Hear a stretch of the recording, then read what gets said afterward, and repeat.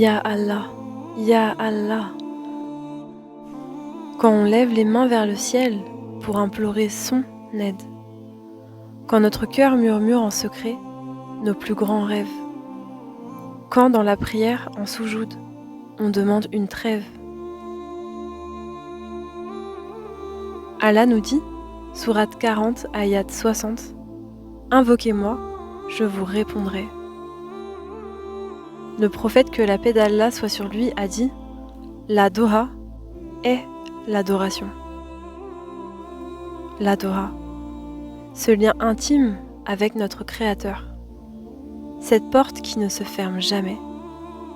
Et ces mots parfois simples, mais adressés à celui qui peut tout.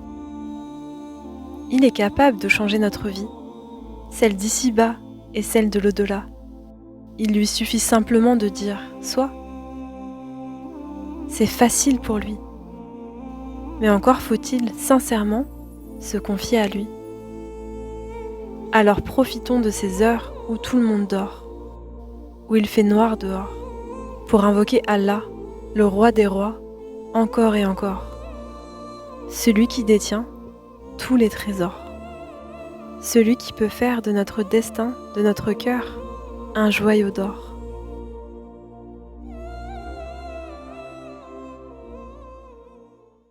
Salam alaikum ma sœur, j'espère que tu vas bien ce soir et bienvenue dans cette première assise autour de la Doha. Cette nuit, j'aimerais te parler de Yakin, la certitude. Car souvent on fait des Doha, mais on demande à Allah tièdement, par convention limite. Des fois on se dit bon, je pense pas qu'il va m'exaucer, mais voilà. Ou même on n'ose pas demander certaines choses de peur d'être déçu. On n'a pas cette certitude ancrée dans notre cœur qu'Allah nous entend et nous répond. Alors que si on regarde l'exemple de nos prophètes, que la paix d'Allah soit sur eux, ils ne croyaient pas tièdement. Ils croyaient en Allah de tout leur cœur. Ils avaient une confiance intime que leur Seigneur était là, tout près, les entendait et les soutenait. Et je pense que c'est un élément hyper important dans nos vies et dans nos dohas.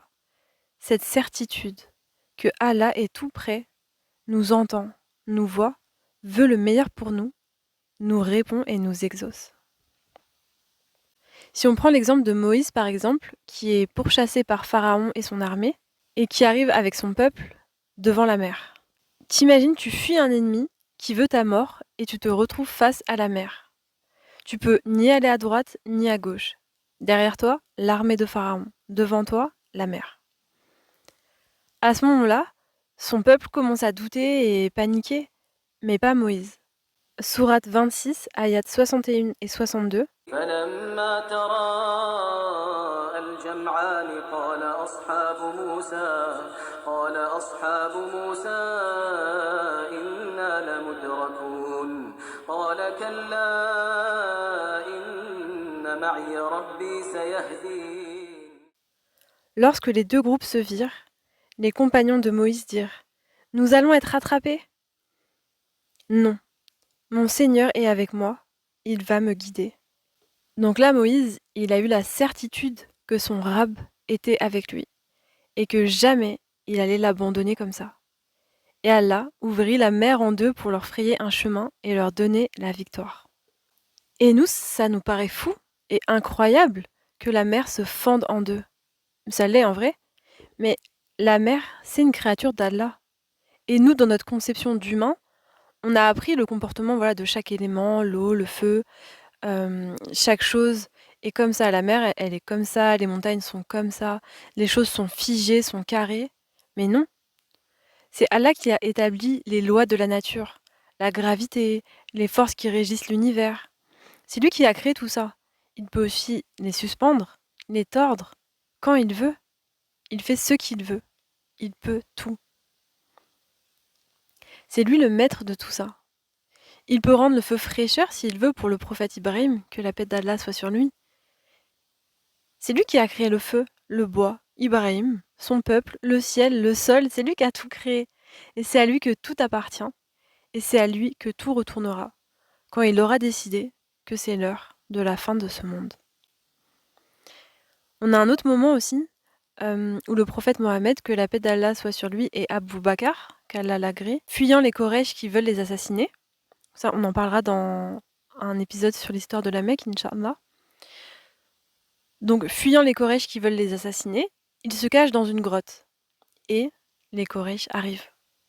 Donc là, Abu Bakr aurait alors eu peur et il aurait dit « Si l'un d'eux regarde sous ses pieds, il nous verra. » Et le prophète Mohammed, que la paix d'Allah soit sur lui, lui répond Sourate 9, ayat 40, ne t'attriste pas. Certes, Allah est avec nous. Donc dans ce moment-là, le prophète Mohammed, que la paix d'Allah soit sur lui, avait la certitude que Allah est le roi des rois et qu'il fait ce qu'il veut.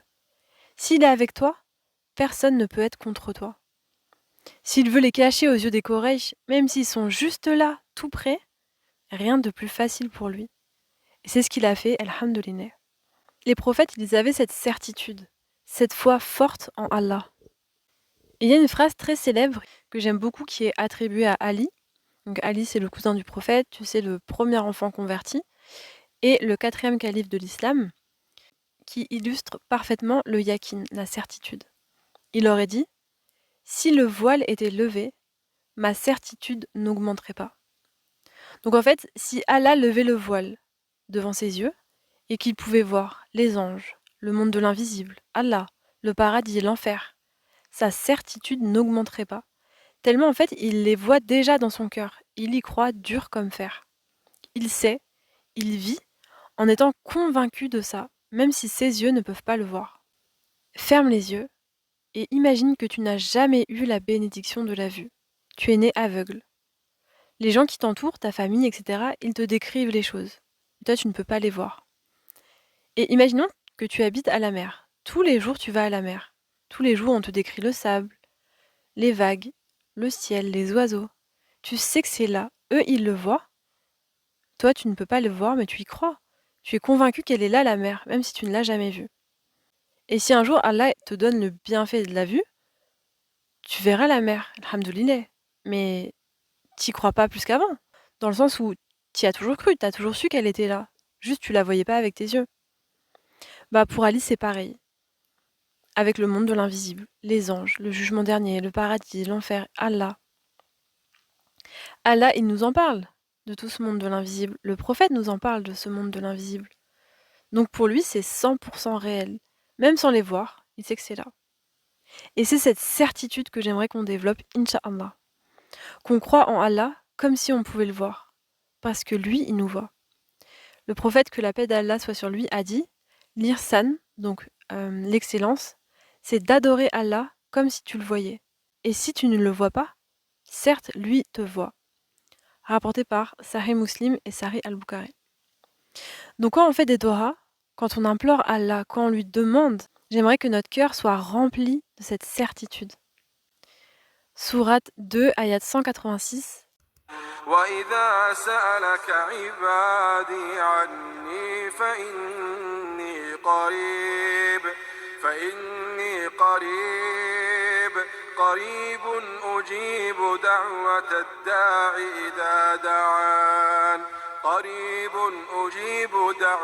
الداع إذا دعان فليستجيبوا لي وليؤمنوا بي لعلهم يرشدون.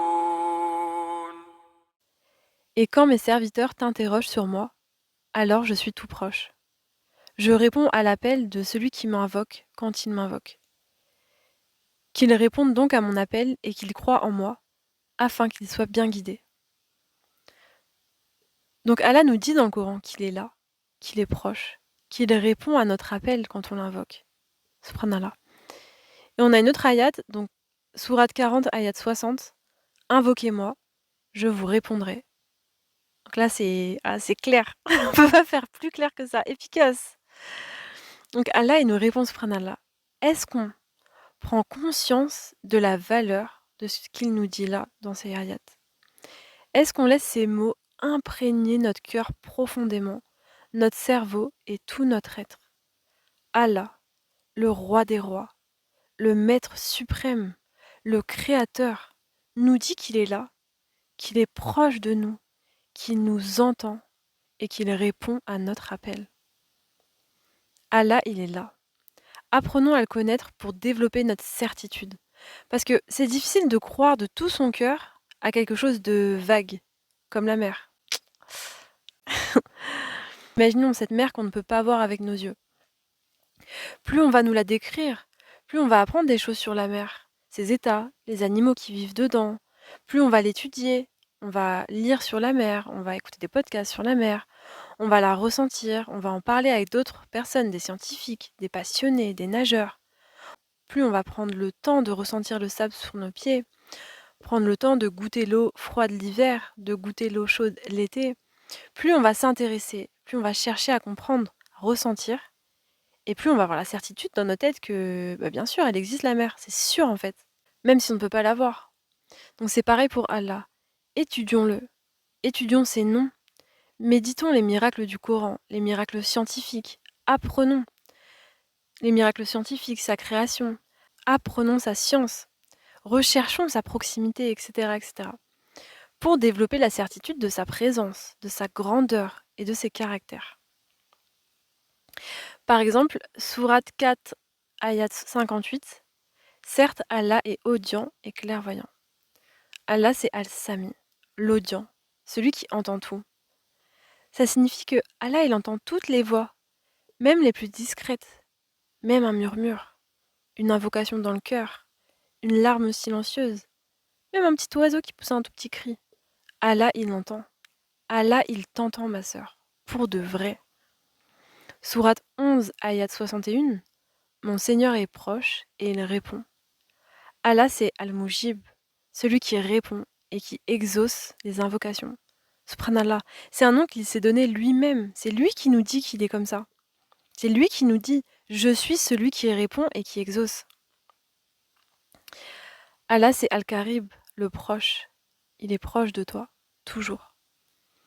Sourate 50, ayat 16.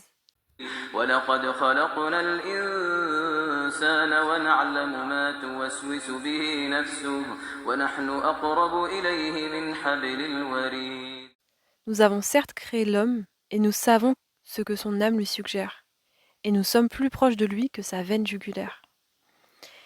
C'est trop mignon, subhanallah, parce que la veine jugulaire, c'est la veine qui sert à ramener le sang du cerveau vers le cœur. 2 organes, du coup, hyper importants.